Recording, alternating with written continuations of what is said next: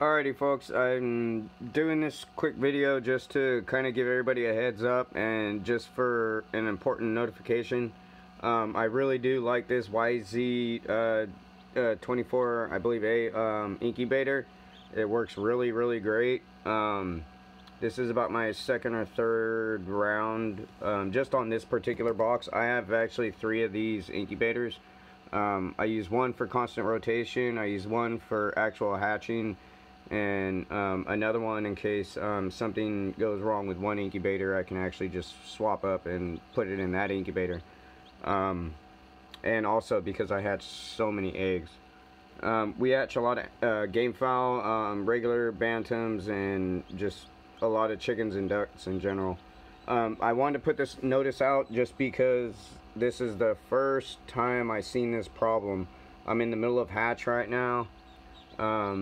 I have actually some fairly expensive eggs in here, but I want everybody to kind of have this notification, and so that way nobody else runs into this issue. Yeah, this is the only thing that I myself have found that I don't necessarily like about this incubator, but also that the lids, every once in a while these lids, if you look right here, see how I put my nail there and it just popped right up. Okay, so in order to get in my particular climate, in order for me to get maximum humidity and stuff, especially during hatch time, I found that going like that with a piece of electrical tape, sorry my hands are dirty, I just got off work, really helps. And it actually brings up humidity greatly. I have another piece of electrical tape that I actually put along here, and then I put another one right here. If it gains too much moisture, I'll actually pull it off and I'll burp it. My wife will do it sometimes too during the day if I'm at work. But this is what I actually was doing this notification for. I just don't want anybody else to have the same issue. So we all know that this incubator has like a little motor, and it has the trays that go across right here, the yellow trays that go across, and then it has this plate that sits over here. So where that plate is, when you take that plate off and you remove these trays that sit in those galleys, then what ends up happening is you end up stuck with this little piece right here. I left it in, not thinking anything of it, but during hatch time, or because it's hatching, it's still, the machine still rotates. So my proposed solution is to just take it off. I don't know if anybody else has already taken this off. I left this little guy here, unfortunately, just to show in the tutorial. I just, had this happen. When I came home from work, he had just hatched, he was running around, but then I had been checking about every 30 minutes to an hour. I've only been home for about 3 hours now, and now I come back and he is pinched.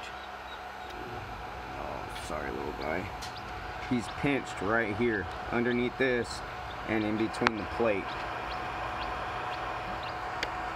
So I'm not too happy, but there's not much I can do.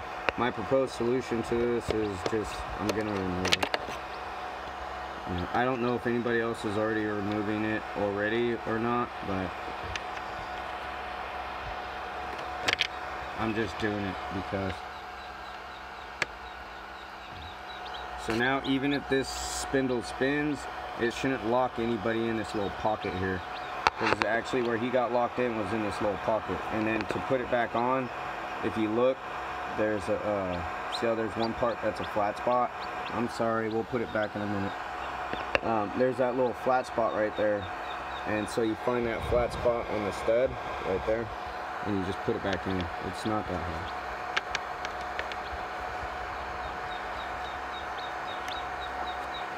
See, it just sits back on. So, but because that thing's still rotating, it actually pinched the little guy right there. It's kind of dirty right now. I just hatched some eggs and I gotta clean it out. Oh, it's telling us, I think it's telling us we're done.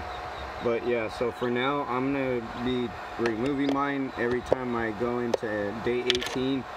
Because once you go into day 18 and these little guys are running around, you really don't want anything to, you know, mean that's gonna obstruct them or lock them in place. I'm gonna take this little guy out. Alrighty, Bubba. Alrighty, wait for your brothers and sisters. They're coming. Alrighty, but yeah, I just really wanted to put that tutorial out. I really like this incubator. I've had really good success with it. It's done a lot of good for us on our farm so far. Like I said, I have a couple of these. I just recently got 2 more, but that's the first time I ran into that issue. So I just kind of wanted to go over it with everybody, so that way you get fresh little guys like that hatch out perfectly. They always hatch out really good in this actual incubator. If you end up with that little gap issue, like actually look, see that right there? You can see the gap. But if you end up with that gap issue, a little thing of electrical tape, shoot, you can get electrical tape at the damn dollar store, or at the dang dollar store. You know, and that should clear it up for you. But I mean, I'm in full hatch right now. Everything's cracking off, and I don't want to lose any of these guys. So this is just a notice, and just to, you know, maybe the guys who make white, you know, Z, you know, just to let you know, and to let everybody else know that's using this incubator right now. It's a really good incubator. I don't really have any issues with it. They do kind of go bonkers sometimes with the beeping, but if you learn the programming and stuff, it'll be fine. But thanks again for watching, and hopefully this was a help for you and greater success in using your YZ incubator. Thank you.